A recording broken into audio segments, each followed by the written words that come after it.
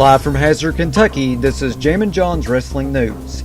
Here's your news for Tuesday, November 13th, 2018.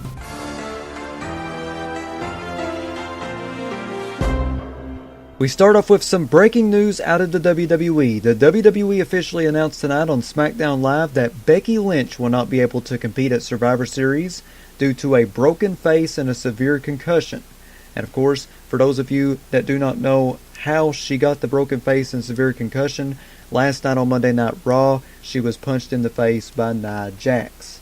And Bryan Alvarez of 4FWOnline.com, who has also worked as an indie wrestler in the past, gave his thoughts on Nia Jax reportedly giving Becky Lynch a broken nose and a concussion at the end of Monday Night Raw from last night. Bryan Alvarez tweeted, "Well, there you go.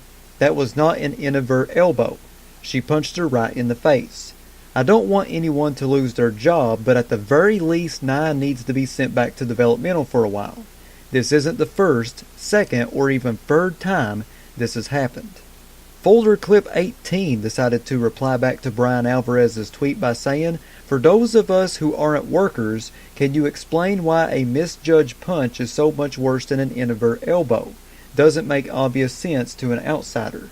Bryan Alvarez responded back to Folder Clip 18 by saying, "If you're punching someone in the corner and you accidentally elbow someone behind you that you didn't see, obviously that's not nearly as bad as turning around, looking them square in the eye, and then punching them in the face.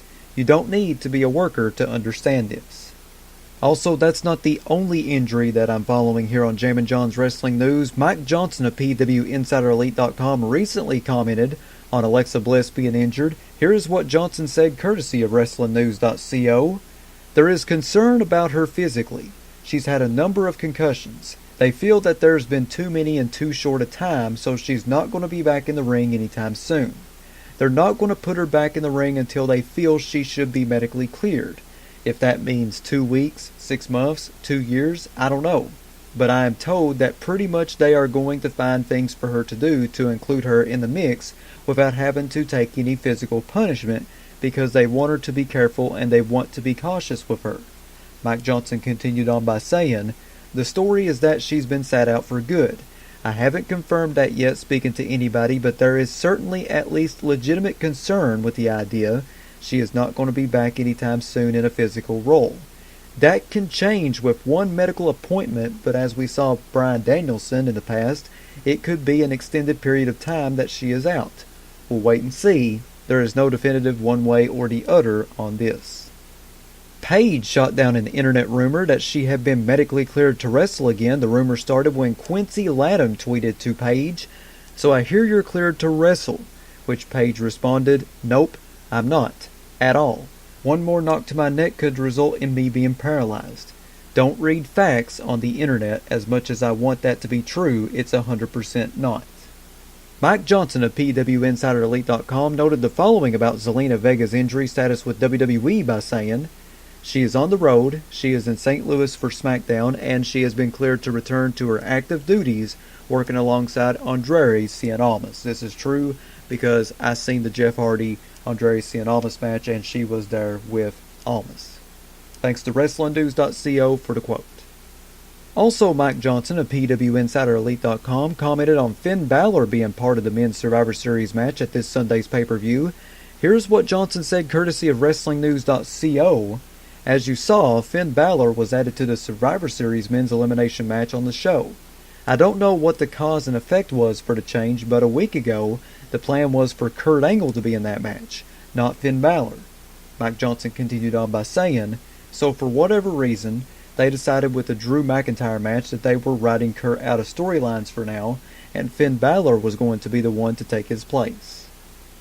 And finally, here on Jammin John's Wrestling News, I want to talk about something very, very serious for just a minute. 7 years ago today, I lost one of my best friends to suicide. I remember being 17 years old, a senior in high school, and hearing the news that he took his own life. And 7 years later, it's still hard to really cope with, and I don't think I'll ever be able to get over what that done to me.